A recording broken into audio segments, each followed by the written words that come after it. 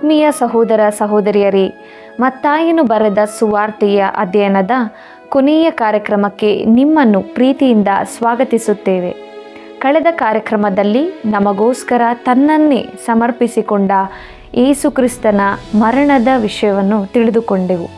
ಇಂದು ನಾವು ಯೇಸುವಿನ ಮರಣದೊಂದಿಗೆ ನಡೆದ ಘಟನೆಗಳು, ಆತನನ್ನು ಸಮಾಧಿ ಮಾಡಿದ್ದು, ಕಾವಲುಗಾರರನ್ನು ಇಟ್ಟದ್ದು, ಅದ್ಭುತವಾದ ರೀತಿಯ ಆತನ ಪುನರುತ್ಥಾನ, ಕಾವಲುಗಾರರ ಸುಳ್ಳಿನ ಕತೆ, ಮಹಾನಿಯೋಗ ಇವುಗಳ ಬಗ್ಗೆ ಸವಿಸ್ತಾರವಾಗಿ ದೇವರ ವಾಕ್ಯದ ಮೂಲಕವಾಗಿ ತಿಳಿದುಕೊಳ್ಳೋಣ. ನಮ್ಮನ್ನು ದೇವರಾತ್ಮನಿಗೆ ಒಪ್ಪಿಸಿಕೊಡೋಣ. ಪ್ರಾರ್ಥನಾ ಪೂರ್ವಕವಾಗಿ ನಮ್ಮ ಅಧ್ಯಯನವನ್ನು ಪ್ರಾರಂಭಿಸೋಣ.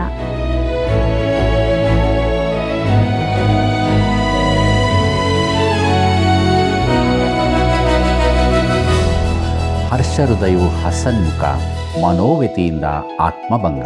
ಜ್ಞಾನೋಕ್ತಿಗಳು 15ನೇ ಅಧ್ಯಾಯ 13ನೇ ವಚನ. ಆತ್ಮೀಯ ವೀಕ್ಷಕರೇ, ನಿಮ್ಮೆಲ್ಲರಿಗೂ ತುಂಬು ಹೃದಯದ ವಂದನೆಗಳು. ಮತ್ತಾಯನು ಬರೆದ ಸುವಾರ್ತೆಯ ಅಧ್ಯಯನದ ಕೊನೆಯ ಕಾರ್ಯಕ್ರಮಕ್ಕೆ ನಾವು ಬಂದಿದ್ದೇವೆ. ಇಲ್ಲಿಯವರೆಗೆ ದೇವರ ನಡೆಸುವಿಕೆಗಾಗಿ ಆತನಿಗೆ ಸ್ತೋತ್ರವನ್ನು ಸಲ್ಲಿಸುತ್ತಾ ಮತ್ತಾಯನು ಬರೆದ ಸುವಾರ್ತೆ 27ನೇ ಅಧ್ಯಾಯ 51ನೇ ವಚನವನ್ನು ಗಮನಿಸಿರಿ. ಆಗ ಇಗೋ, ದೇವಾಲಯದ ತೆರೆಯು ಮೇಲಿನಿಂದ ಕೆಳಗಿನವರೆಗೂ ಅರಿದು 2 ಭಾಗವಾಯಿತು, ಭೂಮಿಯು ಅದರಿತು, ಬಂಡೆಗಳು ಸೀಳಿ ಹೋದವು ಎಂಬುದೇ. ಪ್ರಿಯ ವೀಕ್ಷಕರೇ, ದೇವಾಲಯದ ತೆರೆಯು ಕೆಳಗಿನಿಂದ ಮೇಲಕ್ಕೆ ಹರಿಯದೆ ಮೇಲಿನಿಂದ ಕೆಳಕ್ಕೆ ಹರಿಯಿತು ಎಂಬುದನ್ನು ಗಮನಿಸಿರಿ. ಅದು ದೇವರಿಂದ ಹರಿಯಲ್ಪಟ್ಟದ್ದು ಹೊರತು ಮನುಷ್ಯರಿಂದ ಅಲ್ಲ. ತೆರೆಯು ಯೇಸುವಿನ ದೇಹವನ್ನು ಸೂಚಿಸುವಂತಹದ್ದು. ಆತನ ದೇಹವು ಕ್ರೂಜೆಯಲ್ಲಿ ಮುರಿಯಲ್ಪಟ್ಟಾಗ ತನ್ನ ಸ್ವಂತ ದೇಹದಲ್ಲಿ ನಿನ್ನ ಪಾಪಗಳ ಶಿಕ್ಷೆಯನ್ನು ಆತನು ವಹಿಸಿಕೊಂಡಾಗ ದೇವರ ಸಮ್ಮುಖಕ್ಕೆ ಪ್ರವೇಶವು ತೆರೆಯಲ್ಪಟ್ಟಿತು. ಆದ್ದರಿಂದ ಈಗ ದೇವರ ಸನ್ನಿಧಾನಕ್ಕೆ ಹೋಗಲು ನಮಗೆ ಯಾಜಕರ ಸಹಾಯ ಬೇಕಾಗಿಲ್ಲ. ಕ್ರಿಸ್ತನ ಮೂಲಕ ನಾವು ನೇರವಾಗಿ ದೇವರ ಸಿಂಹಾಸನದೆದುರಿಗೆ ಪ್ರವೇಶಿಸಬಹುದು. ಪೌಲನು ತಿಮೋಥನಿಗೆ ಬರೆದ ಮೊದಲನೇ ಪತ್ರಿಕೆ 2ನೇ ಅಧ್ಯಾಯ 5ನೇ ವಚನದಲ್ಲಿ ಹೀಗೆ ಬರೆದಿದ್ದಾನೆ: ದೇವರು ಒಬ್ಬನೇ, ದೇವರಿಗೂ ಮನುಷ್ಯರಿಗೂ ಮಧ್ಯಸ್ಥನೂ ಒಬ್ಬನೇ, ಆತನು ಮನುಷ್ಯನಾಗಿರುವ ಕ್ರಿಸ್ತ ಯೇಸುವೆ ಎಂಬುದಾಗಿ. ಮತ್ತಾಯನು ಬರೆದ ಸುವಾರ್ತೆ 27ನೇ ಅಧ್ಯಾಯ 52 ಮತ್ತು 53ನೇ ವಚನವನ್ನು ನೋಡಿರಿ. ಸಮಾಧಿಗಳು ತೆರೆದವು, ನಿದ್ದೆ ಹೋಗಿದ್ದ ಅನೇಕ ಭಕ್ತರ ದೇಹಗಳು ಎದ್ದವು, ಮತ್ತು ಆತನು ಎದ್ದ ಮೇಲೆ ಸಮಾಧಿಗಳೊಳಗಿಂದ ಹೊರಗೆ ಬಂದು ಪರಿಶುದ್ಧ ಪಟ್ಟಣದೊಳಕ್ಕೆ ಹೋಗಿ ಅನೇಕರಿಗೆ ಕಾಣಿಸಿಕೊಂಡರು ಎಂಬುದೇ. ಪ್ರಿಯರೇ, ಈ ಘಟನೆಯನ್ನು ಮತ್ತಾಯನು ಮಾತ್ರ ಬರೆದಿದ್ದಾನೆ. ಇನ್ನೂ ಹೆಚ್ಚಿನ ವಿವರಗಳಿರುತ್ತಿದ್ದರೆ ಒಳ್ಳೆಯದಿತ್ತು. ಮತ್ತು ಸತ್ತವರೊಳಗಿಂದ ಎದ್ದು ಬಂದವರು ಕ್ರಿಸ್ತನ ದಿವಾರೋಹಣದ ಸಮಯದಲ್ಲಿ ಕ್ರಿಸ್ತನು ಪರಲೋಕಕ್ಕೆ ಒಯ್ದ ಮಹಾಜನರ ಗುಂಪಿನ ಒಂದು ಭಾಗವಾಗಿದ್ದರು ಎಂಬುದಾಗಿ ಎಫೆಸದವರಿಗೆ ಬರೆದ ಪತ್ರಿಕೆ 4ನೇ ಅಧ್ಯಾಯ 8ನೇ ವಚನದಿಂದ 10ನೇ ವಚನ ತನಕ ಓದುವಾಗ ನೋಡುತ್ತೇವೆ. 51ನೇ ವಚನದಲ್ಲಿ ಹೇಳಲ್ಪಟ್ಟ ಭೂಕಂಪವು ನಿಜವಾದ ಭೂಕಂಪವಾಗಿತ್ತು. ಯಾಕಂದರೆ ಅದರಿಂದಾಗಿ ಸಮಾಧಿಗಳು ತೆರೆಯಲ್ಪಟ್ಟವು ಮತ್ತು ನಿದ್ದೆ ಹೋಗಿದ್ದ ಅನೇಕ ಭಕ್ತರ ದೇಹಗಳು ಎದ್ದವು. ಮುಂದಕ್ಕೆ ಮತ್ತಾಯನು ಬರೆದ ಸುವಾರ್ತೆ 27ನೇ ಅಧ್ಯಾಯ 54ನೇ ವಚನವನ್ನು ನೋಡೋಣ. ಶತಾಧಿಪತಿಯು ಮತ್ತು ಅವನ ಸಂಗಡ ಯೇಸುವನ್ನು ಕಾಯುತ್ತಿದ್ದವರು ಭೂಕಂಪವನ್ನು ನಡೆದ ಸಂಗತಿಗಳನ್ನು ನೋಡಿ ಬಹಳ ಹೆದರಿಕೊಂಡು ನಿಜವಾಗಿ ಈತನು ದೇವಕುಮಾರನಾಗಿದ್ದನು ಅಂದರು ಎಂಬುದೇ. ಬಹುಶಃ ಕ್ರೂಜೆಯ ಶಿಕ್ಷೆ ಕಾರ್ಯದ ಮೇಲ್ವಿಚಾರಕನಾಗಿದ್ದ ಆ ಶತಾಧಿಪತಿಯು ಕ್ರೂಜೆಯ ಬುಡದಲ್ಲಿ ನಿಂತಿದ್ದನು. ಆ ಸಮಯದಲ್ಲಿ ನಡೆದ ಕೆಲವು ಅದ್ಭುತ ಘಟನೆಗಳನ್ನು, ಕರ್ತನಾದ ಯೇಸು ಪ್ರಾಣ ಬಿಟ್ಟ ರೀತಿಯನ್ನು ಅವನು ನೋಡುತ್ತಿದ್ದಾಗ ಯೇಸು ನಿಜವಾಗಿ ದೇವರ ಮಗನಾಗಿದ್ದನೆಂಬುದು ಅರಿವಿಗೆ ಬಂದಿರಬೇಕು. ಈ ಶತಾಧಿಪತಿಯು ರಕ್ಷಿಸಲ್ಪಟ್ಟನೆಂದು ನಂಬುತ್ತೇನೆ. ಅವನಿಗೆ ಬಹುಶಃ ಹೆಚ್ಚಿನ ಜ್ಞಾನವಿರಲಿಲ್ಲ. ಅವನು ಸ್ಟ್ರಾಂಗ್ಸ್ನ ದೇವತಾಶಾಸ್ತ್ರವನ್ನಾಗಲಿ, ಹಡ್ಜಸ್ನ ದೇವತಾಶಾಸ್ತ್ರವನ್ನಾಗಲಿ, ಅಗಸ್ತಿನನ ಸಿಟಿ ಆಫ್ ಗಾಡ್ ಅಥವಾ ಇತರ ಯಾವುದೇ ಪುಸ್ತಕಗಳನ್ನಾಗಲಿ ಎಂದಿಗೂ ಓದಿರಲಿಲ್ಲ. ಆದರೆ ಕ್ರಿಸ್ತನ ಕ್ರೂಜೆಯ ಬುಡಕ್ಕೆ ಬರುವಷ್ಟು ತಿಳಿದಿದ್ದನು. ದೇವರು ಇದನ್ನೇ ನಿರೀಕ್ಷಿಸುವುದು. ಮತ್ತಾಯನು ಬರೆದ ಸುವಾರ್ತೆ 27ನೇ ಅಧ್ಯಾಯ 55ನೇ ವಚನದಿಂದ 57ನೇ ವಚನದವರೆಗೆ ಗಮನಿಸಿರಿ. ಇದಲ್ಲದೆ ಅನೇಕ ಸ್ತ್ರೀಯರು ಅಲ್ಲಿ ಇದ್ದು ದೂರದಿಂದ ನೋಡುತ್ತಿದ್ದರು. ಇವರು ಯೇಸುವಿನ ಸೇವೆ ಮಾಡುತ್ತಾ ಗಲಿಲಾಯದಿಂದ ಆತನ ಹಿಂದೆ ಬಂದಿದ್ದರು. ಇವರಲ್ಲಿ ಮಗ್ದಳದ ಮರಿಯಳು, ಯಾಕೋಬ ಯೋಸೆಯರ ತಾಯಿಯಾದ ಮರಿಯಳು, ಜೆಬೆದಾಯನ ಮಕ್ಕಳ ತಾಯಿಯೂ ಇದ್ದರು. ಸಂಜೆಯಾದಾಗ ಅರಿಮತಾಯದ ಯೋಸೇಫನೆಂಬ ಒಬ್ಬ ಧನವಂತನು ಬಂದನು. ಇವನು ಸಹ ಯೇಸುವಿನ ಶಿಷ್ಯನಾಗಿದ್ದನು ಎಂಬುದೇ. ಪ್ರಿಯರೇ, ಯೇಸುವನ್ನು ಯೋಸೇಫನ ಘನ ಸಮಾಧಿಯಲ್ಲಿ ಇರಿಸಿದ್ದು ಎಂಬ ವಿಚಾರವನ್ನು ನೋಡೋಣ. ಮತ್ತಾಯನು ಬರೆದ ಸುವಾರ್ತೆ 27ನೇ ಅಧ್ಯಾಯ 57ನೇ ವಚನದಿಂದ 59ನೇ ವಚನದವರೆಗೆ ಗಮನಿಸಿರಿ. ಸಂಜೆಯಾದಾಗ ಅರಿಮತಾಯದ ಯೋಸೇಫನೆಂಬ ಒಬ್ಬ ಧನವಂತನು ಬಂದನು. ಇವನು ಸಹ ಯೇಸುವಿನ ಶಿಷ್ಯನಾಗಿದ್ದನು. ಇವನು ಪಿಲಾತನ ಬಳಿಗೆ ಹೋಗಿ ಯೇಸುವಿನ ದೇಹವನ್ನು ತನಗೆ ಕೊಡಿಸಬೇಕೆಂದು ಬೇಡಿಕೊಳ್ಳಲಾಗಿ ಪಿಲಾತನು ಅದನ್ನು ಕೊಡಬೇಕೆಂದು ಅಪ್ಪಣೆ ಮಾಡಿದನು. ಯೋಸೇಫನು ಆ ದೇಹವನ್ನು ತೆಗೆದುಕೊಂಡು ಅದನ್ನು ಶುದ್ಧವಾದ ನಾರು ಮಡಿಯಲ್ಲಿ ಸುತ್ತಿ ಎಂಬುದಾಗಿ. ಪ್ರಿಯ ವೀಕ್ಷಕರೇ, ಈ ಘಟನೆಯಾಗುವವರೆಗೆ ಅವನು ಯೇಸುವಿನ ಶಿಷ್ಯನಾಗಿದ್ದನೆಂಬುದು ನಮಗೆ ತಿಳಿದಿರಲಿಲ್ಲ. ಯೇಸುವಿನ ಶಿಷ್ಯರು ಚದರಿ ಹೋಗಲು ಕಾರಣವಾದ ಘಟನೆಯು ಈವರೆಗೆ ಗುಪ್ತ ಶಿಷ್ಯರಾಗಿದ್ದವರು ಬಹಿರಂಗಕ್ಕೆ ಬರುವುದಕ್ಕೆ ಕಾರಣವಾಯಿತು. ಅರಿಮತಾಯದ ಯೋಸೇಫನು ಎದುರು ಬಂದು ತನ್ನ ವಿಶ್ವಾಸವನ್ನು ಪ್ರಕಟಿಸಿ ಪಿಲಾತನ ಬಳಿಗೆ ಹೋದನು. ಯೋಹಾನನ ಪ್ರಕಾರ ಯೇಸುವಿನ ದೇಹವನ್ನು ಹೂಣಿಡುವುದಕ್ಕೆ ಸಿದ್ಧ ಮಾಡುವುದರಲ್ಲಿ ನಿಕೋದೇಮನು ಯೋಸೇಫನೊಂದಿಗೆ ಸಹಕರಿಸಿದ್ದನು. ಹಿನ್ನೆಲೆಯಲ್ಲಿದ್ದ ಈ ಇಬ್ಬರು ಪುರುಷರು ಈಗ ಬಹಿರಂಗವಾಗಿ ಕಾಣಿಸಿಕೊಂಡು ಯೇಸುವಿನ ಶಿಷ್ಯರೆಂಬುದನ್ನು ತೋರ್ಪಡಿಸಿಕೊಂಡರು. ಪ್ರಿಯರೇ, ಯೇಸುವಿನ ಮರಣಾನಂತರ ಆತನ ದೇಹವನ್ನು ಪ್ರೀತಿಯ ಕೈಗಳು ಮಾತ್ರ ಮುಟ್ಟಿದ್ದವೆಂಬುದು ಗಮನಿಸತಕ್ಕ ಅಂಶವಾಗಿದೆ. ಮತ್ತಾಯನು ಬರೆದ ಸುವಾರ್ತೆ 27ನೇ ಅಧ್ಯಾಯ 60 ಮತ್ತು 61ನೇ ವಚನವನ್ನು ನೋಡೋಣ. ಬಂಡೆಯಲ್ಲಿ ತೋಡಿದ್ದ ತನ್ನ ಹೊಸ ಸಮಾಧಿಯಲ್ಲಿ ಇಟ್ಟು ಸಮಾಧಿಯ ಬಾಗಿಲಿಗೆ ದೊಡ್ಡ ಕಲ್ಲನ್ನು ಉರುಳಿಸಿ ಹೋದನು. ಮಗ್ದಳದ ಮರಿಯಳು, ಆ ಬೇರೆ ಮರಿಯಳು ಅಲ್ಲಿ ಸಮಾಧಿಗೆ ಎದುರಾಗಿ ಕೂತಿದ್ದರು ಎಂಬುದೇ. ಯೇಸುವಿನ ಮರಣದ ಸಂಬಂಧದಲ್ಲಿನ ಒಂದು ಮೃದುವಾದ ಘಟನೆಯನ್ನು ಗಮನಿಸಿರಿ. ಕೆಲವು ಸ್ತ್ರೀಯರು ನಂಬಿಗಸ್ತರಾಗಿ ಕ್ರೂಜೆಯ ಬಳಿಯಲ್ಲಿ ನಿಂತಿದ್ದರು. ಅಪೊಸ್ತಲರು ಓಡಿ ಹೋದರೂ ಈ ಸ್ತ್ರೀಯರು ನಂಬಿಗಸ್ತರಾಗಿದ್ದರು. ಗೋರ್ಡೋನನ ಕಲ್ವಾರಿ ಎಂಬ ಗುಡ್ಡದ ಸಮೀಪದಲ್ಲಿ ಯೇಸುವನ್ನು ಸಮಾಧಿ ಮಾಡಿದ್ದರೆಂದು ಹೇಳಲಾದ ಗೋರಿ ಇರುತ್ತದೆ. ಇದನ್ನು ತೋಟದ ಸಮಾಧಿ ಎಂದು ಕರೆಯುತ್ತಾರೆ. ಮುಂದಕ್ಕೆ ನಾವು ಸಮಾಧಿಗೆ ಮುದ್ರೆ ಹಾಕಿ ಕಾವಲಿನವರನ್ನಿಟ್ಟದ್ದು ಎಂಬ ವಿಚಾರವನ್ನು ನೋಡೋಣ. ಮತ್ತಾಯನು ಬರೆದ ಸುವಾರ್ತೆ 27ನೇ ಅಧ್ಯಾಯ 62ನೇ ವಚನದಿಂದ 66ನೇ ವಚನದವರೆಗೆ ಗಮನಿಸಿರಿ. ಮರುದಿನ, ಅಂದರೆ ಸೌರಣೆಯ ದಿನ ಕಳೆದ ಮೇಲೆ ಮಹಾಯಾಜಕರು ಪರಿಸಾಯರು ಪಿಲಾತನ ಬಳಿಗೆ ಕೂಡಿ ಬಂದು, ದೊರೆಯೇ, ಆ ಮೋಸಗಾರನು ಬದುಕಿದ್ದಾಗ ತಾನು 3 ದಿನದ ಮೇಲೆ ಏಳುತ್ತೇನೆ ಅಂತ ಹೇಳಿದ್ದು ನಮ್ಮ ನೆನಪಿಗೆ ಬಂತು. ಆದ ಕಾರಣ 3ನೇ ದಿನದ ತನಕ ಸಮಾಧಿಯನ್ನು ಭದ್ರ ಮಾಡಿ ಕಾಯುವುದಕ್ಕೆ ಅಪ್ಪಣೆ ಕೊಡಬೇಕು.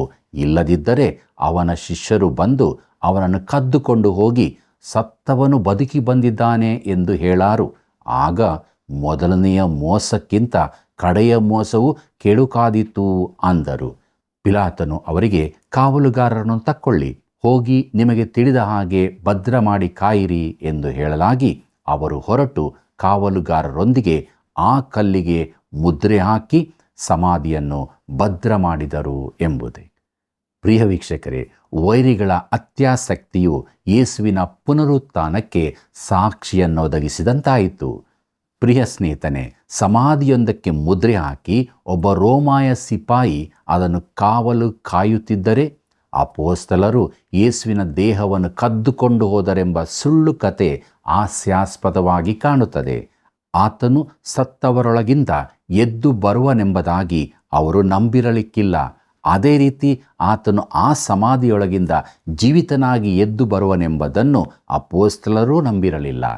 ಪ್ರೀತಿಯುಳ್ಳ ವೀಕ್ಷಕ ಬಾಂಧವರೇ, ಮುಂದಕ್ಕೆ ನಾವು ಮತ್ತಾಯನು ಬರೆದ ಸುವಾರ್ತೆಯ ಕೊನೆಯ ಅಧ್ಯಾಯ, ಅಂದರೆ 28ನೇ ಅಧ್ಯಾಯದ ಕಡೆಗೆ ನಮ್ಮ ಗಮನವನ್ನು ಹರಿಸೋಣ. ಇದರ ಮುಖ್ಯ ವಿಷಯ ಯೇಸುವಿನ ಪುನರುತ್ಥಾನ ಮಹಾ ನಿಯೋಗ ಕೊಡಲ್ಪಟ್ಟದ್ದು ಎಂಬುದೇ. ಪ್ರಿಯರೇ, ಸುವಾರ್ತೆಯ ಕಮಾನು 2 ಸ್ತಂಭಗಳ ಮೇಲೆ ನಿಂತಿದೆ. ಅವು ಯಾವುದೆಂದರೆ ಕ್ರಿಸ್ತನ ಮರಣ ಹಾಗೂ ಆತನ ಪುನರುತ್ಥಾನ. ಕೊರಿಂಥದವರಿಗೆ ಬರೆದ ಮೊದಲನೇ ಪತ್ರಿಕೆ 15ನೇ ಅಧ್ಯಾಯ 3 ಮತ್ತು 4ರಲ್ಲಿ ಅಪೋಸ್ತಲ ಪೌಲನು ಸುವಾರ್ತೆಯ ನಿರ್ವಚನೆಯನ್ನು ಕೊಟ್ಟಿರುವುದನ್ನು ನೋಡಿರಿ. ಪ್ರಿಯರೇ, ಇಂದಿನ ಅಧ್ಯಾಯದಲ್ಲಿ ಯೇಸುವಿನ ಮರಣ ಹಾಗೂ ಸಮಾಧಿಯಾದದನ್ನು ನೋಡಿದೆವು.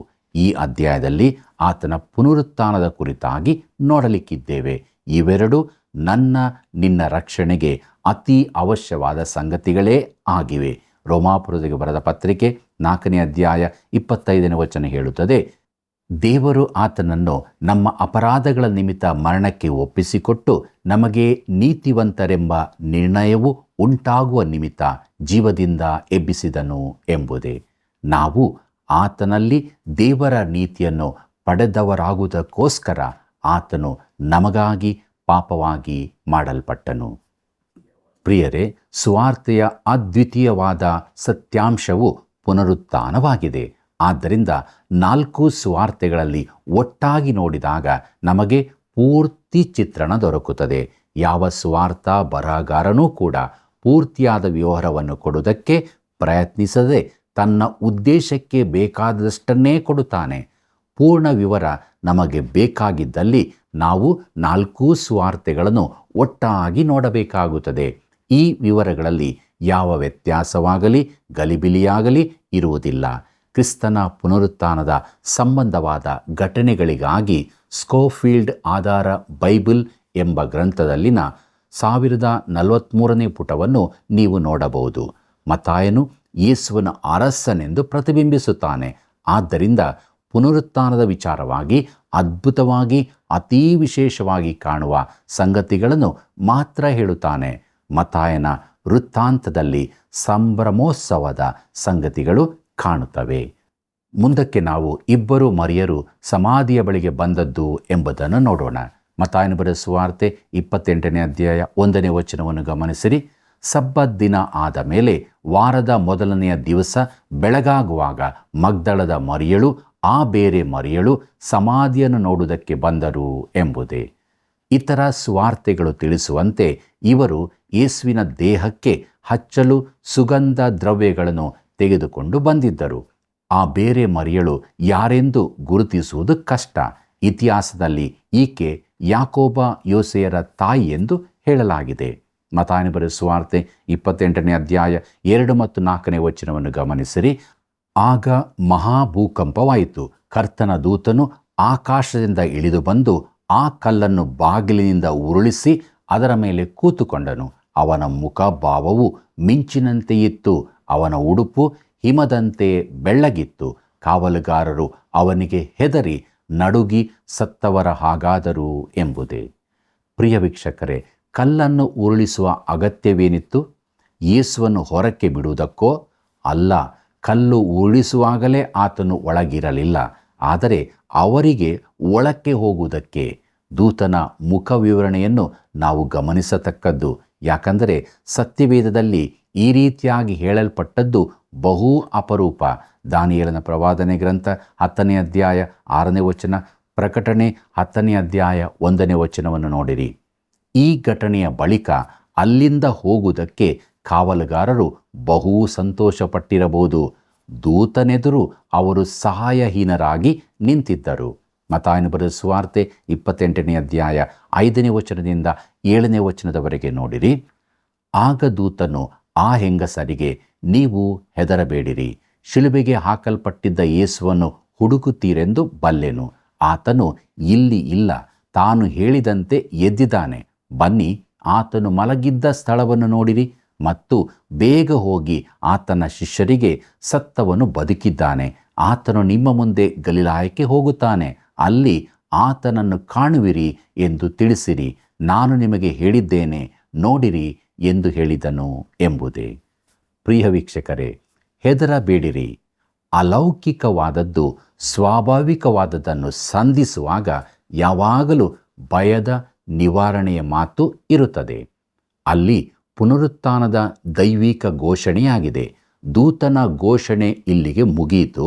ಇಲ್ಲಿಂದ ಮುಂದಕ್ಕೆ ಮಾನವ ಬಾಯಿಯ ಸಂದೇಶ ಬರುತ್ತದೆ. ಮಾನವನು ಸಾಕ್ಷಿ ಹೇಳುವ ಮೊದಲು ಪುನರುತ್ಥಾನದ ಕುರಿತಾಗಿ ಅವನಲ್ಲಿ ಅಚಲವಾದ ನಂಬಿಕೆ ಉಂಟಾಗಬೇಕು. ಅವನ ಮನಸ್ಸಿನಲ್ಲಿ ಕ್ರಿಸ್ತನು ನನ್ನ ಪಾಪಗಳಿಗಾಗಿ ಸತ್ತನು, ಹೂಣಲ್ಪಟ್ಟನು ಹಾಗೂ ಆತನು ಸತ್ತವರೊಳಗಿಂದ ಎದ್ದು ಬಂದಿದ್ದಾನೆ ಎಂಬ ಸತ್ಯಾಂಶಗಳು ಸ್ಥಿರವಾಗಿ ಬೇರೂರಿರಬೇಕಾಗಿದೆ. ಈ ಆಳವಾದ ನಂಬಿಕೆಯೊಂದಿಗೆ ಅವನು ಬೇಗ ಹೋಗಿ ತಿಳಿಸಲು ತೊಡಗುತ್ತಾನೆ. ಸ್ನೇಹಿತರೆ, ನಾವು ಕೂಡ ಹೋಗಬೇಕು, ತಿಳಿಸಬೇಕು. ಮುಂದಕ್ಕೆ ಇಬ್ಬರು ಮರಿಯರಿಗೆ ಯೇಸು ಕಾಣಿಸಿಕೊಂಡದ್ದು ಎಂಬ ವಿಚಾರವನ್ನು ನೋಡೋಣ. ಮತ್ತಾಯನು ಬರೆದ ಸುವಾರ್ತೆ 28ನೇ ಅಧ್ಯಾಯ 8ನೇ ವಚನವನ್ನು ನೋಡಿರಿ. ಅವರು ಭಯದಿಂದಲೂ ಮಹಾ ಸಂತೋಷದಿಂದಲೂ ಬೇಗ ಸಮಾಧಿಯ ಬಳಿಯಿಂದ ಹೊರಟು ಆತನ ಶಿಷ್ಯರಿಗೆ ತಿಳಿಸುವುದಕ್ಕೆ ಓಡಿ ಹೋದರು ಎಂಬುದೇ. ಈ ಸ್ತ್ರೀಯರ ಮಿಶ್ರ ಮನಸ್ಥಿತಿಯನ್ನು ಗಮನಿಸಿರಿ. ಅವರಲ್ಲಿ ಭಯವೂ ಮಹಾ ಸಂತೋಷವೂ ತುಂಬಿತ್ತು. ಮತ್ತಾಯನು ಬರೆದ ಸುವಾರ್ತೆ 28ನೇ ಅಧ್ಯಾಯ 9ನೇ ವಚನವನ್ನು ನೋಡೋಣ. ಆಗ ಯೇಸು ಅವರ ಎದುರಿಗೆ ಬಂದು, ನಿಮಗೆ ಶುಭವಾಗಲಿ ಅಂದನು. ಅವರು ಹತ್ತರಕ್ಕೆ ಬಂದು ಆತನ ಪಾದಗಳನ್ನು ಹಿಡಿದು ಆತನಿಗೆ ನಮಸ್ಕಾರ ಮಾಡಿದರು ಎಂಬುದೇ. ಪ್ರಿಯ ವೀಕ್ಷಕರೇ, ಮರಿಯಳು ಪುನರುತ್ಥಾನದ ಯೇಸುವನ್ನು ಸಂಧಿಸಿದ ಘಟನೆಗೆ ಇದು ವ್ಯತಿರಿಕ್ತವಾದದ್ದಾಗಿ ಕಾಣುತ್ತದೆ. ಯೋಹಾನ ಬರೆದ ಸುವಾರ್ತೆ 20ನೇ ಅಧ್ಯಾಯ 17ನೇ ವಚನದಲ್ಲಿ ನಾವು ಹೀಗೆ ನೋಡುತ್ತೇವೆ. ಯೇಸು ಆಕೆಗೆ, ನನ್ನನ್ನು ಹಿಡಿಯಬೇಡ, ಯಾಕೆಂದರೆ ನಾನು ಇನ್ನೂ ತಂದೆಯ ಬಳಿಗೆ ಏರಿ ಹೋದವನಲ್ಲ. ನೀನು ನನ್ನ ಸಹೋದರರ ಬಳಿಗೆ ಹೋಗಿ, ನಾನು ನನ್ನ ತಂದೆಯೂ ನಿಮ್ಮ ತಂದೆಯೂ, ನನ್ನ ದೇವರು ನಿಮ್ಮ ದೇವರು ಆಗಿರುವಾತನ ಬಳಿ ಏರಿ ಹೋಗುತ್ತೇನೆ ಎಂದು ಅವರಿಗೆ ಹೇಳು ಅಂದನು ಎಂಬುದೇ. ಪ್ರಿಯರೇ, ಇದಕ್ಕೆ ವಿವರಣೆ ಎಂದರೆ ಈ ಎರಡೂ ಘಟನೆಗಳ ನಡುವಣ ಅವಧಿಯಲ್ಲಿ ಯೇಸು ತನ್ನ ತಂದೆಯ ಬಳಿಗೆ ಏರಿ ಹೋಗಿ ಪರಲೋಕದ ಮಹಾಪರಿಶುದ್ಧ ಸ್ಥಳದಲ್ಲಿ ತನ್ನ ಅಮೂಲ್ಯ ರಕ್ತವನ್ನು ಸಮರ್ಪಿಸಿದನು. ಮತ್ತಾಯನು ಬರೆದ ಸುವಾರ್ತೆ 28ನೇ ಅಧ್ಯಾಯ 10ನೇ ವಚನವನ್ನು ನೋಡೋಣ. ಯೇಸು ಅವರಿಗೆ, ಹೆದರಬೇಡಿರಿ, ನನ್ನ ಸಹೋದರರ ಬಳಿಗೆ ಹೋಗಿ ಅವರು ಗಲಿಲಾಯಕ್ಕೆ ಹೋಗಬೇಕೆಂದು ಹೇಳಿರಿ, ಅಲ್ಲಿ ನನ್ನನ್ನು ನೋಡುವರು ಎಂದು ಹೇಳಿದನು ಎಂಬುದೇ. ಪ್ರಿಯರೇ, ಆತನು ಅವರನ್ನು ಗಲಿಲಾಯದಲ್ಲಿ ಸಂಧಿಸುವುದಕ್ಕೆ ನಿಗದಿ ಮಾಡಿಕೊಂಡನು. ಮುಂದಕ್ಕೆ ಕಾವಲುಗಾರರ ಸುಳ್ಳಿನ ಕತೆ ಎಂಬ ವಿಚಾರವನ್ನು ನೋಡೋಣ. ಮತ್ತಾಯನು ಬರೆದ ಸುವಾರ್ತೆ 28ನೇ ಅಧ್ಯಾಯ 11ನೇ ವಚನವನ್ನು ನೋಡಿರಿ. ಅವರು ಹೋಗುತ್ತಿರುವಾಗ ಕಾವಲುಗಾರರಲ್ಲಿ ಕೆಲವರು ಪಟ್ಟಣದೊಳಕ್ಕೆ ಬಂದು ನಡೆದ ಸಂಗತಿಗಳನ್ನೆಲ್ಲ ಮಹಾಯಾಜಕರಿಗೆ ತಿಳಿಸಿದರು ಎಂಬುದೇ. ಸಮಾಧಿಯ ಕಾವಲಿಗಿದ್ದ ಸಿಪಾಯಿಗಳು ಪಟ್ಟಣದೊಳಕ್ಕೆ ಹೋಗಿ ಮಹಾಯಾಜಕರಿಗೆ ತಿಳಿಸಿದರು. ಯೇಸು ಯಾವಾಗ ಸಮಾಧಿ ಬಿಟ್ಟಿದ್ದನೆಂದು ಅವರಿಗೆ ತಿಳಿದಿರಲಿಲ್ಲ. ಕಲ್ಲು ಉರುಳಿಸಲ್ಪಟ್ಟಾಗ ಸಮಾಧಿಯೊಳಕ್ಕೆ ನೋಡಿ ಯೇಸುವಿನ ದೇಹ ಅಲ್ಲಿಲ್ಲವೆಂಬುದನ್ನು ಕಂಡರು. ಈ ಇಡೀ ಘಟನೆಯಿಂದಾಗಿ ಅವರು ಬಹಳಷ್ಟು ಭಯಗೊಂಡಿದ್ದರು. ತಾವಿದ್ದಂತೆಯೇ ಯೇಸುವಿನ ದೇಹ ಕಾಣೆಯಾದದಕ್ಕೆ ಹೊಣೆಯಾಗಿ ಅವರಿಗೆ ಶಿಕ್ಷೆಯಾಗಬಹುದಿತ್ತು. ಮತ್ತಾಯನು ಬರೆದ ಸುವಾರ್ತೆ 28ನೇ ಅಧ್ಯಾಯ 12 ಮತ್ತು 13ನೇ ವಚನವನ್ನು ನೋಡೋಣ. ಇವರು ಹಿರಿಯರ ಸಂಗಡ ಕೂಡಿಕೊಂಡು ಆಲೋಚನೆ ಮಾಡಿ ಆ ಸಿಪಾಯಿಗಳಿಗೆ ಬಹಳ ಹಣ ಕೊಟ್ಟು, ಅವನ ಶಿಷ್ಯರು ರಾತ್ರಿಯಲ್ಲಿ ಬಂದು ನಾವು ನಿದ್ದೆ ಮಾಡುತ್ತಿರುವಾಗ ಅವನನ್ನು ಕದ್ದುಕೊಂಡು ಹೋದರು ಎಂದು ಹೇಳಿರಿ ಎಂಬುದಾಗಿ. ಪ್ರಿಯ ವೀಕ್ಷಕರೇ, ಇದು ಸರಿಯಾದ ಒಂದು ವಿವರಣೆಯಲ್ಲ. ಒಬ್ಬ ರೋಮಾಯ ಸಿಪಾಯಿ ಕಾವಲಿಗೆ ನೇಮಿಸಲ್ಪಟ್ಟು ಎಚ್ಚರವಾಗಿ ಕಾವಲು ಕಾಯಬೇಕೆಂಬ ಅಪ್ಪಣೆ ಹೊಂದಿದವನು ತನ್ನ ಮೇಲಾಧಿಕಾರಿಗೆ ನಾನು ಮಲಗಿದ್ದೆ ಎಂಬ ಕಾರಣ ಹೇಳಿದರೆ ಏನಾದೀತು? ಅವನಿಗೆ ಏನಾಗಬಹುದೆಂದು ನೀವು ನೆನೆಸುತ್ತೀರಿ? ಮುಂದಕ್ಕೆ ನೋಡಿರಿ. ಮತ್ತಾಯನು ಬರೆದ ಸುವಾರ್ತೆ 28ನೇ ಅಧ್ಯಾಯ 14 ಮತ್ತು 15ನೇ ವಚನ. ಈ ಸುದ್ದಿ ದೇಶಾಧಿಪತಿಯ ಕಿವಿಗೆ ಬಿದ್ದರೆ ನಾವು ಅವನನ್ನು ಸಮಾಧಾನಪಡಿಸಿ ನಿಮಗೆ ಭಯವಿಲ್ಲದ ಹಾಗೆ ಮಾಡುತ್ತೇವೆ ಅಂದರು. ಇವರು ಆ ಹಣವನ್ನು ತೆಗೆದುಕೊಂಡು ತಮಗೆ ಹೇಳಿಕೊಟ್ಟ ಹಾಗೆ ಮಾಡಿದರು. ಈ ಮಾತು ಇಂದಿನವರೆಗೂ ಯಹೂದ್ಯರಲ್ಲಿ ಹಬ್ಬಿಹದೆ ಎಂಬುದೇ. ಅಂದರೆ ಈ ಸುದ್ದಿ ದೇಶಾಧಿಪತಿಗೆ ಮುಟ್ಟಿದರೆ ಭಯಪಡಬೇಡಿರಿ, ನಿಮಗೆ ಯಾವ ಶಿಕ್ಷೆಯೂ ಆಗದಂತೆ ನಾವು ನೋಡಿಕೊಳ್ಳುತ್ತೇವೆ ಎಂಬುದಾಗಿ. ಈ ಬಲಹೀನ ಕಾರಣ ಹೇಳುವುದಕ್ಕೆ ಲಂಚವು ಅವರಿಗೆ ಸಹಾಯ ಮಾಡಿತು. ಕ್ರಿಸ್ತನ ಪುನರುತ್ಥಾನವನ್ನು ವಿವರಿಸುವುದಕ್ಕೆ ಮೊದಲನೇ ಶತಮಾನದಲ್ಲಿ ಹರಡಿಕೊಂಡ ಕಟ್ಟುಕತೆ ಇದಾಗಿತ್ತು. ಪ್ರಿಯರೇ, ಈ ಮಹಾ ನಿಯೋಗವು ಕೂಡ ನಮಗೆ ಈ ದಿನಗಳಲ್ಲೂ ಅನ್ವಯಿಸುವಂಥದ್ದಾಗಿದೆ. ಆದರೆ ಮತ್ತಾಯನು ಕ್ರಿಸ್ತನ ಪುನರುತ್ಥಾನದ ಕುರಿತಾದ ಸಂಪೂರ್ಣ ವಿವರಣೆಯನ್ನು ಕೊಡದಿರುವ ಹಾಗೆಯೇ ನಮಗೆ ಈ ನಿಯೋಗದ ಕುರಿತಾಗಿಯೂ ಪೂರ್ಣ ಚಿತ್ರಣವನ್ನು ಕೊಟ್ಟಿರುವುದಿಲ್ಲ. ಮತ್ತಾಯನು ಬರೆದ ಈ ನಿಯೋಗದೊಂದಿಗೆ ಇತರ ಸೌವಾರ್ತಿಕರು ಈ ನಿಯೋಗದ ಕುರಿತಾದದ್ದನ್ನು ಸೇರಿಸಿಕೊಳ್ಳಬೇಕು. ವಿಶೇಷವಾಗಿ ಅಪೊಸ್ತಲ ಕೃತ್ಯಗಳು 1ನೇ ಅಧ್ಯಾಯ 8ರಲ್ಲಿ ಬರೆದ ಭಾಗ. ಆದರೆ ಪವಿತ್ರಾತ್ಮ ನಿಮ್ಮ ಮೇಲೆ ಬರಲು ನೀವು ಬಲವನ್ನು ಹೊಂದಿ ಯೆರೂಸಲೇಮಿನಲ್ಲಿಯೂ ಎಲ್ಲ ಯೂದಾಯ ಸಮಾರ್ಯ ಸೀಮೆಗಳಲ್ಲಿಯೂ ಭೂಲೋಕದ ಕಟ್ಟಕಡೆಯವರೆಗೂ ನನಗೆ ಸಾಕ್ಷಿಗಳಾಗಿರಬೇಕು ಅಂದನು. ನಾವು ಆತನ ಸಾಕ್ಷಿಗಳಾಗಿರಬೇಕು ಮತ್ತು ನಾವು ಮೇಲಣಿಂದ ಬಲವನ್ನು ಹೊಂದಬೇಕು. ಮುಂದಕ್ಕೆ ನೋಡೋಣ. ಮತ್ತಾಯನು ಬರೆದ ಸುವಾರ್ತೆ 28ನೇ ಅಧ್ಯಾಯ 16-17ನೇ ವಚನವನ್ನು.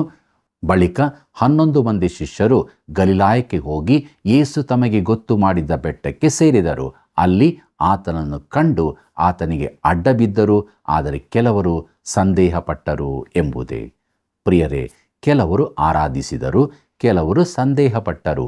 ಈ ರೀತಿಯ ಪರಿಸ್ಥಿತಿ ಕಳೆದ 20 ಶತಮಾನಗಳಿಂದಲೂ ಇದೆ. ಪ್ರಿಯ ಸ್ನೇಹಿತನೇ, ನೀನು ಈ ಎರಡರಲ್ಲಿ ಒಂದು ಗುಂಪಿನಲ್ಲಿರುತ್ತಿ. ಮತ್ತಾಯನು ಬರೆದ ಸುವಾರ್ತೆ 28ನೇ ಅಧ್ಯಾಯ 19ನೇ ವಚನವನ್ನು ನೋಡಿರಿ. ಆದ್ದರಿಂದ ನೀವು ಹೊರಟು ಹೋಗಿ ಎಲ್ಲ ದೇಶಗಳ ಜನರನ್ನು ಶಿಷ್ಯರನ್ನಾಗಿ ಮಾಡಿರಿ. ಅವರಿಗೆ ತಂದೆಯ, ಮಗನ, ಪವಿತ್ರಾತ್ಮನ ಹೆಸರಿನಲ್ಲಿ ದೀಕ್ಷಾಸ್ನಾನ ಮಾಡಿಸಿ ಎಂಬುದೇ. ಪ್ರಿಯರೇ, ಈ ಮಾತು ಮಹಾಸಂಕಟ ಕಾಲದಲ್ಲೂ 1000 ವರ್ಷದ ಆಳಿಕೆಯ ಕಾಲದಲ್ಲೂ ವಿಶೇಷ ಅರ್ಥವುಳ್ಳದ್ದಾಗಿದೆ. ಆದರೆ ಪ್ರಿಯ ಸ್ನೇಹಿತನೇ, ಇದು ಈಗಿನ ಕಾಲದ ನಮಗೂ ಅನ್ವಯಿಸುವಂಥದ್ದಾಗಿರುತ್ತದೆ. ಅವರಿಗೆ ತಂದೆಯ, ಮಗನ, ಪವಿತ್ರಾತ್ಮನ ಹೆಸರಿನಲ್ಲಿ ದೀಕ್ಷಾಸ್ನಾನ ಮಾಡಿಸಿ, ತ್ರಯೇಕತ್ವದ ಹೆಸರಿನಲ್ಲಿ ನೀರಿನ ದೀಕ್ಷಾಸ್ನಾನ ಮಾಡಿಸುವ ಪದ್ಧತಿಯನ್ನು ಸಭೆಯು ಆದಿಕಾಲದಿಂದಲೂ ನಡೆಸುತ್ತಾ ಬಂದಿದೆ. ದೀಕ್ಷಾಸ್ನಾನ ಮಾಡಿಸುವುದಕ್ಕೆಂದು ಕಳುಹಿಸಲ್ಪಟ್ಟಿರದ ಪೌಲನೂ ಕೂಡ ಆದಿಸಭೆಯ ಈ ಕ್ರಮವನ್ನು ಅನುಸರಿಸಿದ್ದಾನೆ. ಕೊರಿಂಥದವರಿಗೆ ಬರೆದ 1ನೇ ಪತ್ರಿಕೆ 1ನೇ ಅಧ್ಯಾಯ 14ನೇ ವಚನದಿಂದ 17ನೇ ವಚನದವರೆಗೆ ನೋಡಿರಿ. ತಂದೆ, ಮಗ, ಪವಿತ್ರಾತ್ಮ ಅಂದರೆ ದೇವರ ತ್ರಯೇಕತ್ವದ ಗುರುತಾಗಿರುತ್ತದೆ. ಮತ್ತಾಯನು ಬರೆದ ಸುವಾರ್ತೆ 28ನೇ ಅಧ್ಯಾಯ 20ನೇ ವಚನವನ್ನು ಗಮನಿಸಿರಿ. ನಾನು ನಿಮಗೆ ಆಜ್ಞಾಪಿಸಿದನೆಲ್ಲ ಕಾಪಾಡಿಕೊಳ್ಳುವುದಕ್ಕೆ ಅವರಿಗೆ ಉಪದೇಶ ಮಾಡಿರಿ. ನೋಡಿರಿ, ನಾನು ಯುಗದ ಸಮಾಪ್ತಿಯವರೆಗೂ ಎಲ್ಲ ದಿವಸ ನಿಮ್ಮ ಸಂಗಡ ಇರುತ್ತೇನೆ ಎಂದು ಹೇಳಿದನು ಎಂಬುದೇ. ಪ್ರಿಯ ವೀಕ್ಷಕರೇ, ಕಲಿಸುವಂತಾದ್ದು ಸಭೆಯ ಕೆಲಸದ ಒಂದು ಭಾಗವಾಗಿದೆ ಎಂಬುದನ್ನು ಗಮನಿಸಿರಿ. ಎಫೆಸದವರಿಗೆ ಬರೆದ ಪತ್ರಿಕೆ 4ನೇ ಅಧ್ಯಾಯ 11ನೇ ವಚನವನ್ನು ನೋಡಿರಿ. ಯೇಸು ಕ್ರಿಸ್ತನ ಬೋಧನೆಗಳು ಸುವಾರ್ತೆಗಳಲ್ಲಿ ಮಾತ್ರವಲ್ಲದೆ ಪತ್ರಿಕೆಗಳಲ್ಲಿಯೂ ಕಂಡುಬರುತ್ತದೆ. 1 ಥೆಸಲೋನಿಕ 4ನೇ ಅಧ್ಯಾಯ 2ನೇ ವಚನ ನೋಡಿರಿ. ನಮ್ಮ ಕರ್ತನು ಯುಗದ ಅಂತ್ಯದವರೆಗೂ ನಮ್ಮ ಸಂಗಡ ಇರುತ್ತೇನೆಂದು ಮಾತು ಕೊಡುತ್ತಿದ್ದಾನೆ. ಆತನ ಬಲದೊಂದಿಗೆ ಈ ಮಹಾ ನಿಯೋಗವನ್ನು ಕೈಕೊಳ್ಳಬೇಕಾಗಿದೆ. ಮಹಾ ನಿಯೋಗದ ಕುರಿತಾಗಿ ನಾವು ನೋಡಿದೆವು. ಈಗ ಮಹಾ ನಿಯೋಗ ಕೈ ಬಿಡುವುದರ ಕುರಿತಾಗಿ ನೋಡೋಣ. ಮತ್ತಾಯನು ತನ್ನ ದಾಖಲೆಗಳಲ್ಲಿ ಏನನ್ನು ಬಿಟ್ಟು ಬಿಟ್ಟಿದ್ದಾನೆಂದು ಗಮನಿಸಿದ್ದೀರೋ? ಈ ಸುವಾರ್ತೆಯಲ್ಲಿ ಕ್ರಿಸ್ತನ ದಿವಾರೋಹಣದ ವಿಚಾರವನ್ನೇ ಬರೆದಿಲ್ಲ. ಯಾಕೆ? ಸ್ಪಷ್ಟವಾದ ಕಾರಣವೆಂದರೆ ಆತನ ರಾಜ್ಯವು ಈ ಲೋಕದಲ್ಲಿರುವಂಥದ್ದು. ಮತ್ತಾಯನು ಅರಸನನ್ನು ಈ ಲೋಕದಲ್ಲಿಯೇ ಬಿಡುತ್ತಾನೆ. ಯಾಕಂದರೆ ಅರಸನು ಇಲ್ಲಿ ಇರಬೇಕಾಗಿದೆ. ಲೂಕನು ಬರೆದ ಸುವಾರ್ತೆ 24ನೇ ಅಧ್ಯಾಯ 49ರಿಂದ 53ನೇ ವಚನದವರೆಗೆ ಹಾಗೂ ಅಪೊಸ್ತಲ ಕೃತ್ಯಗಳು 1ನೇ ಅಧ್ಯಾಯ 6ನೇ ವಚನದಿಂದ 11ನೇ ವಚನದಲ್ಲಿ ಕ್ರಿಸ್ತನ ದಿವಾರೋಹಣದ ಕುರಿತು ಬರೆಯಲ್ಪಟ್ಟಿದೆ. ಸಭೆಯು ಮೇಲಕ್ಕೆತ್ತಲ್ಪಡುವ ಸಮಯದಲ್ಲಿ ಕರ್ತನು ತನ್ನವರನ್ನು ಈ ಲೋಕದಿಂದ ತೆಗೆದುಕೊಂಡು ತನ್ನೊಂದಿಗೆ ಇರುವುದಕ್ಕಾಗಿ ಮೇಲಕ್ಕೆ ಒಯ್ಯುವನು ಮತ್ತು ಈ ಘಟನೆಯ ಮೊದಲು ದಿವಾರೋಹಣದ ಅವಶ್ಯವಿದೆ. ಆದರೆ ಮತ್ತಾಯನದು ಅರಸನ ಸುವಾರ್ತೆಯಾಗಿದೆ. ಯೇಸು ಅರಸನಾಗಿ ಹುಟ್ಟಿದನು, ಅರಸನಾಗಿ ಜೀವಿಸಿದನು, ಅರಸನಾಗಿ ಸತ್ತನು, ಅರಸನಾಗಿಯೇ ತಿರುಗಿ ಎದ್ದು ಬಂದನು. ಮತ್ತು ಪ್ರಿಯರೇ, ಆತನು ಈ ಲೋಕಕ್ಕೆ ತಿರುಗಿ ಅರಸರ ಅರಸನಾಗಿಯೂ ಕರ್ತರ ಕರ್ತನಾಗಿಯೂ ಬರಲಿಕ್ಕಿದ್ದಾನೆ. ನೀನು ಆತನಿಗೆ ವಂದನೆ ಹೇಳುವನಾಗಿರುತ್ತಿ ಎಂದು ನಾವು ನಂಬುತ್ತೇವೆ. ಪ್ರೀತಿಯುಳ್ಳ ಸಹೋದರ ಸಹೋದರಿಯರೇ, ದೇವರ ಮಹಾಕೃಪೆಯಿಂದ ಮತ್ತಾಯನು ಬರೆದ ಸುವಾರ್ತೆಯ ಅಧ್ಯಯನವನ್ನು ನಾವು ಮಾಡಿದ್ದೇವೆ. ದೇವರು ಬೋಧಿಸಿದ ಸತ್ಯಕ್ಕೆ ವಿಧೇಯರಾಗಿ ಯೇಸು ಕ್ರಿಸ್ತನನ್ನು ಸ್ವಂತ ರಕ್ಷಕನಾಗಿ ಅಂಗೀಕಾರ ಮಾಡಿಕೊಂಡು ಆತನ ಬರೋಣವನ್ನು ಎದುರು ನೋಡುತ್ತಾ ಸದಾ ಸಿದ್ಧರಾಗಿ ಜೀವಿಸೋಣ. ಪ್ರಾರ್ಥನೆ ಮಾಡೋಣ. ತಂದೆಯಾದ ದೇವರೇ, ನಿನ್ನ ಮಹಾಕೃಪೆಯಿಂದ ಮತ್ತಾಯನು ಬರೆದ ಸುವಾರ್ತೆಯ ಅಧ್ಯಯನವನ್ನು ಮಾಡಿ ಆತ್ಮೀಕವಾಗಿ ಬಲ ಹೊಂದುವಂತೆ ಸಹಾಯ ಮಾಡಿದ್ದಕ್ಕಾಗಿ ನಿನಗೆ ಸ್ತೋತ್ರ. ನಾವು ಧ್ಯಾನ ಮಾಡಿದ ಪ್ರತಿಯೊಂದು ವಿಚಾರವು ನಮ್ಮ ಹೃದಯದಲ್ಲಿ ನೆಲೆ ನಿಂತು ಫಲ ಕೊಡುವಂತೆ ಸಹಾಯ ಮಾಡು. ದಿನೇ ದಿನೇ ಪರಿಶುದ್ಧತೆಯಿಂದ ಪರಿಶುದ್ಧತೆಗೆ ಸಾಗುವುದಕ್ಕೆ ಕೃಪೆ ಕೊಡು. ನಮ್ಮೆಲ್ಲ ವೀಕ್ಷಕ ಬಾಂಧವರು ನಿನ್ನ ವಾಕ್ಯವನ್ನು ಯಾವಾಗಲೂ ಕೇಳುವಾಗ ವಾಕ್ಯದಿಂದ ಬಿಡುಗಡೆಯನ್ನು, ಸಮಾಧಾನವನ್ನು, ಆರೋಗ್ಯವನ್ನು, ಕೃಪೆಯನ್ನು ಕೊಟ್ಟು ನಡೆಸು. ಯೇಸುವಿನ ನಾಮದಲ್ಲಿ ಬೇಡಿದ್ದೇವೆ ತಂದೆಯೇ, ಆಮೆನ್.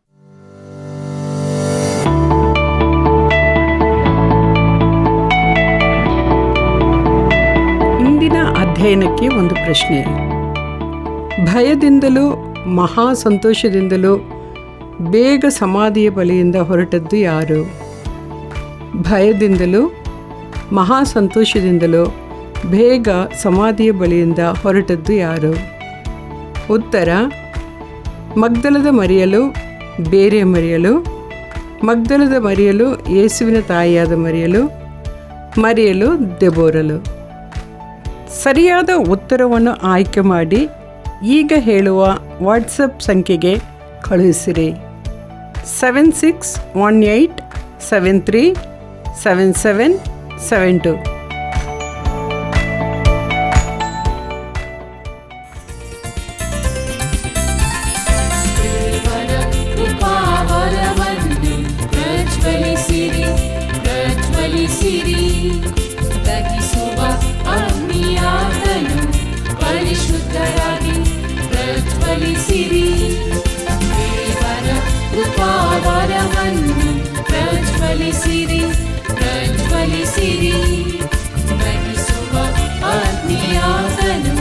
ಪರಿಶುದ್ಧರಾಗಿ ಪ್ರಜ್ವಲಿಸಿರಿ. ಆತನ ಕೃಪೆಯು ಅಪಾರವು, ಆತನ ಕೃಪೆಯು ಅಮೂಲ್ಯವು, ಆತನ ಕೃಪೆಯು ಶಾಶ್ವತವು. ಪ್ರಜ್ವಲಿಸಿರಿ, ಪ್ರಜ್ವಲಿಸಿರಿ, ಕೃಪಾವರವನ್ನು ಪ್ರಜ್ವಲಿಸಿರಿ. ದೇವರ ಕೃಪಾವರವನ್ನು ಪ್ರಜ್ವಲಿಸಿರಿ, ಪ್ರಜ್ವಲಿಸಿರಿ. ದಹಿಸುವ ಅಗ್ನಿಯಾತನು ಪರಿಶುದ್ಧರಾಗಿ ಪ್ರಜ್ವಲಿಸಿರಿ.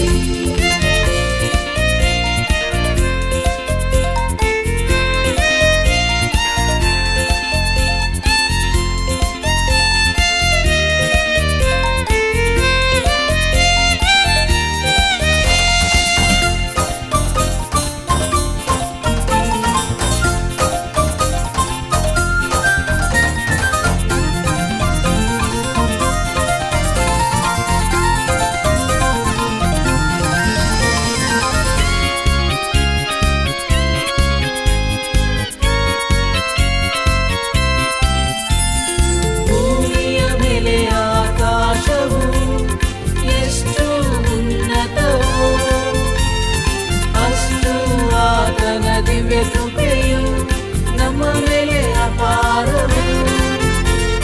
ಭೂಮಿಯ ಮೇಲೆ ಆಕಾಶವು ಎಷ್ಟು ಉನ್ನತವೋ, ಅಷ್ಟು ಆತನ ದಿವ್ಯ ಕೃಪೆಯು ನಮ್ಮ ಮೇಲೆ ಅಪಾರವು. ಕರ್ತನ ಕೃಪಾವರಗಳು ನಿಂತು ಹೋಗವು ಎಂದೆಂದಿಗೂ. ಕರ್ತನ ಕೃಪಾವರಗಳು ನಿಂತು ಹೋಗವು, ಹೌದು. ಪ್ರಜ್ವಲಿಸಿರಿ, ಪ್ರಜ್ವಲಿಸಿರಿ, ಕೃಪಾವರವನ್ನು ಪ್ರಜ್ವಲಿಸಿರಿ. ದೇವರ ಕೃಪಾವರವನ್ನು ಪ್ರಜ್ವಲಿಸಿರಿ, ಪ್ರಜ್ವಲಿಸಿರಿ. ದಹಿಸುವ ಅಗ್ನಿಯಾತನು ಪರಿಶುದ್ಧರಾಗಿ ಪ್ರಜ್ವಲಿಸಿರಿ. ಪ್ರಿಯರೇ, ದೇವರ ಕೃಪೆಯಿಂದ ಮತ್ತಾಯನು ಬರೆದ ಸುವಾರ್ತೆಯ ಅಧ್ಯಯನ ಮಾಡಿ ಆತ್ಮೀಕವಾಗಿ ನಾವು ಬಲ ಹೊಂದಿದ್ದೇವೆ. ದೇವರ ಸನ್ನಿಧಿಗೆ ಹೋಗಲು ಕ್ರಿಸ್ತನೇ ಮಾರ್ಗ. ಆತನೊಬ್ಬನೇ ಮಧ್ಯಸ್ಥಗಾರನು, ಬೇರೆ ಯಾರೂ ಇಲ್ಲ. ಆತನ ಮೂಲಕ ನಾವು ದೇವರ ಬಳಿ ಸೇರಬಹುದು. ಕ್ರಿಸ್ತನ ಮರಣದಲ್ಲಿ ನಡೆದ ಘಟನೆಗಳು, ಧಾರ್ಮಿಕ ನಾಯಕರ ಕೊನೆಯ ಪ್ರಯತ್ನ, ಅವರ ಸೋಲು, ಯೇಸು ಮರಣದಿಂದ ಎದ್ದು ಬಂದು ತನ್ನ ಪ್ರಿಯರಿಗೆ ಕಾಣಿಸಿಕೊಂಡದ್ದು, ಆತನು ನೀಡಿದ ಮಹಾ ನಿಯೋಗ, ಇವುಗಳ ಬಗ್ಗೆ ತಿಳಿದುಕೊಂಡ ನಾವು ನಮ್ಮ ಜೀವಿತದಲ್ಲಿ ಕೂಡ ಪಾಪದ ಪಾಲಿಗೆ ಸತ್ತವರಾಗಿ ದೇವರಿಗೋಸ್ಕರ ಜೀವಿಸುತ್ತಾ ಆತನ ಸಾಕ್ಷಿಗಳಾಗಿರೋಣ.